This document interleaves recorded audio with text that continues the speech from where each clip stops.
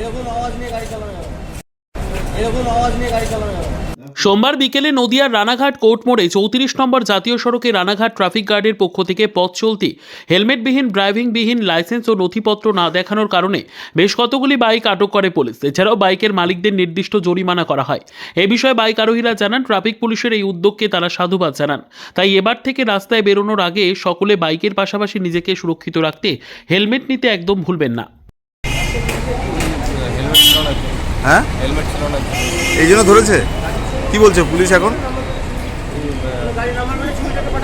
এটা পাল্টে আনতে বলছে। আপনার গাড়ির নাম্বার কি পাল্টাতে বলছে? সাইলেন্সারটা পাল্টাতে বলছে। সাইলেন্সার পাইপ লাগানোর জন্য ধরেছে। তা কি জন্য পুলিশ ধরলো গাড়ি? হেলমেট নেই তাই। হ্যাঁ, হেলমেট নেই তাই। হেলমেট কি পরা উচিত? হ্যাঁ, হেলমেট তো অবশ্যই পরা উচিত।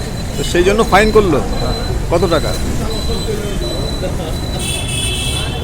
কত টাকা করেছে নিজের আমি জানি না। হ্যাঁ, আমি জানি না। 500 টাকা ফাইন করেছে।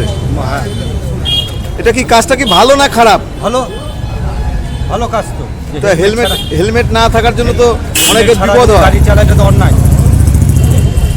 হেলমেট ছাড়া যদি গাড়ি না কি চালায় কি চান আপনারা, কি চান? আমরা চাই হেলমেট পরে মানুষ চালাক গাড়ি। পুলিশ যে কাজটা করছে সেটা কি ঠিক না? হ্যাঁ, ঠিক। Bureau report, PB news.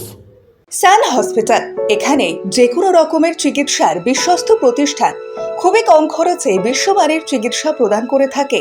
উন্নত মানের ওয়ার্ড কেবিন, পরিষ্কার পরিচ্ছন্ন পরিবেশ দ্বারা সুসজ্জিত চিকিৎসা ব্যবস্থা রয়েছে। এছাড়া স্বাস্থ্যসাথী কাজেও পরিষেবা প্রদান করা হয়।